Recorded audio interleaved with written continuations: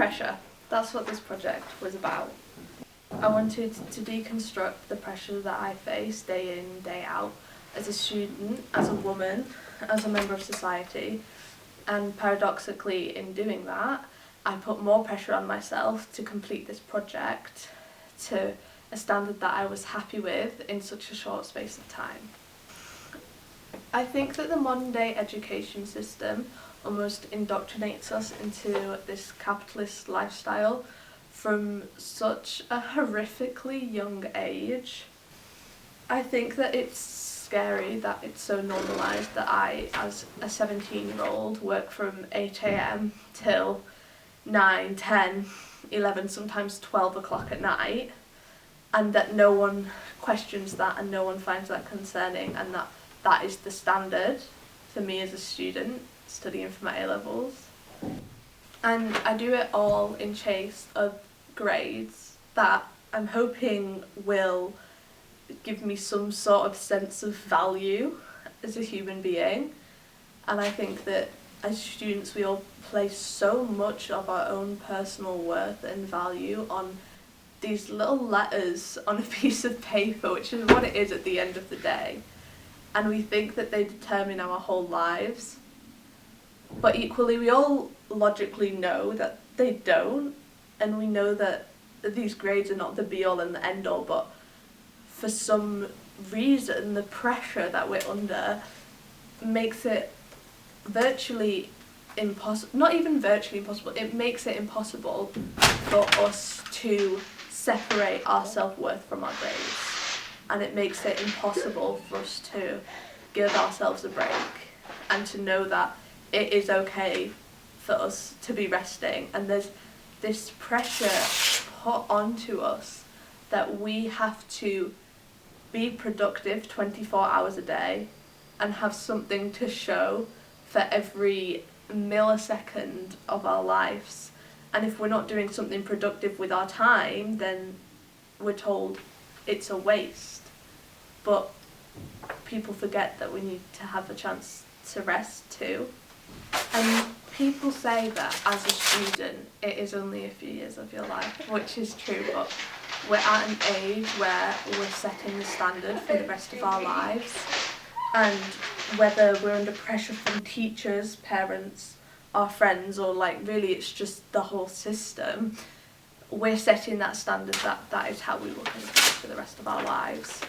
And that we will continue and that we're willing to continue to put ourselves under that pressure to find some materialistic and capitalist idea of what our own self-worth is.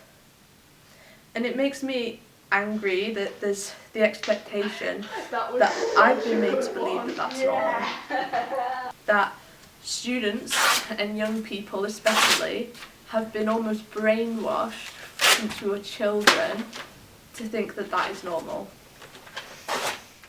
And it upsets me that I rarely do what I need or what I want to do, what will make me happy, because there is the expectation that I have to spend every waking moment of my day working on college work, in my part-time job to earn money, because of this pressure from a system that has no knowledge of who I am, that has no knowledge of my life, that isn't even a sentient being, but we as humans continue to play into it.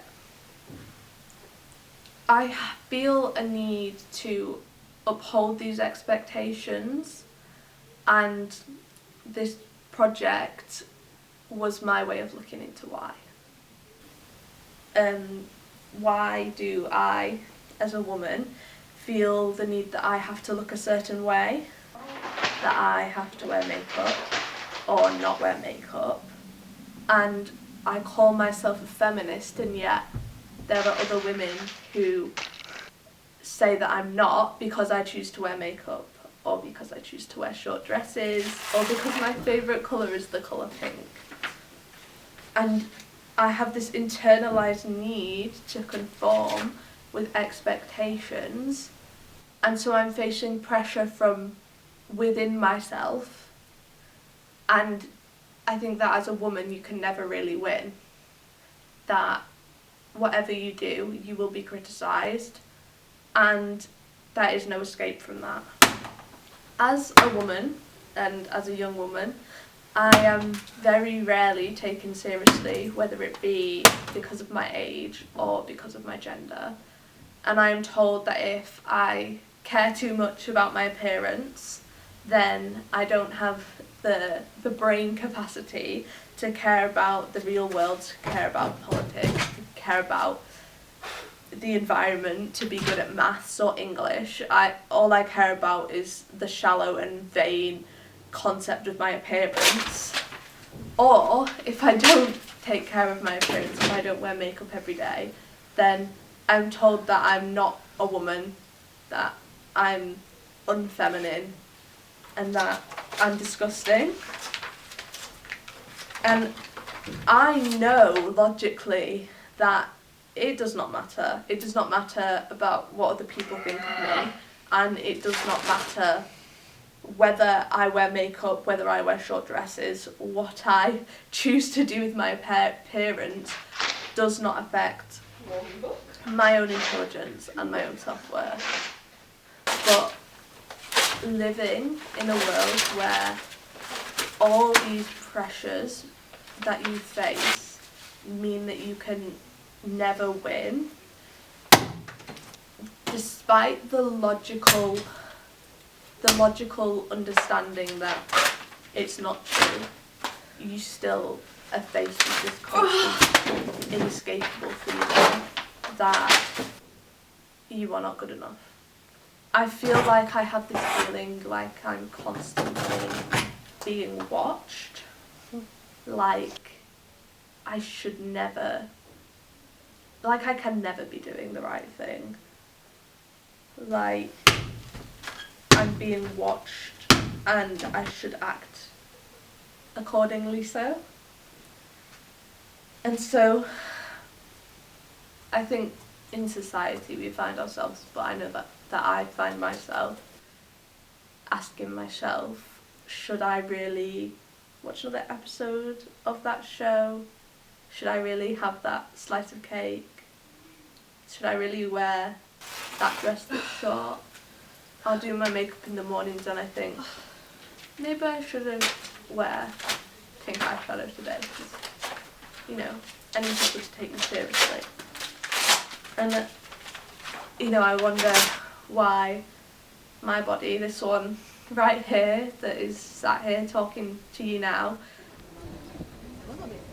why does it get criticised? It's here to allow me to experience life in the most wonderful ways possible, and it is under so much pressure to fit into a certain size of clothes, to look a certain way, to be thin here and fat here and have muscle on a certain part of your body in ways that you can't possibly control. And I want to know when exercise became a way to look a certain way rather than to feel good and be healthy and live longer. And as a way, and it became this potentially vicious way to stay skinny. And I wonder, at what point did we as modern society decide that all these pressures were okay to put onto me and onto my friends and onto my family members and onto you and onto your family members and to your friends? And I wonder at what point we as a society stopped being a part of nature. At what point did we separate ourselves from it? You know, in school you learn about man-made and natural things, and from a very young age you're taught to separate yourselves from plants and flowers and trees and the things that are appreciated just for existing and just for growing and surviving. And even though we, as humans, are another part of nature, we have a far more complicated set of rules and expectations that we have to follow to be appreciated. And that makes me sad and it makes me angry. And so, with my project, I started to wonder what happens when we're under pressure for so long, what happens when we're under this kind of pressure for such extended periods of our lives. I feel like if I'm 17, I've been under this pressure for, maybe 13, 14 years of my life, from school and from growing up, just from living in society. I've been under this pressure, and already at the age of 17 I can feel myself starting to break from the pressure. I can't handle it and I can't go on like this. And this project gave me a chance to explore that and to explore what happens when we get fed up of conforming to the expectations, and what happens when we stop giving to the pressure, and what happens when we break, and how does this breaking make us happier and make us freer, and how we can benefit from giving in to breaking under pressure, and how we can benefit from removing ourselves from the expectations that people have of us, and also to make you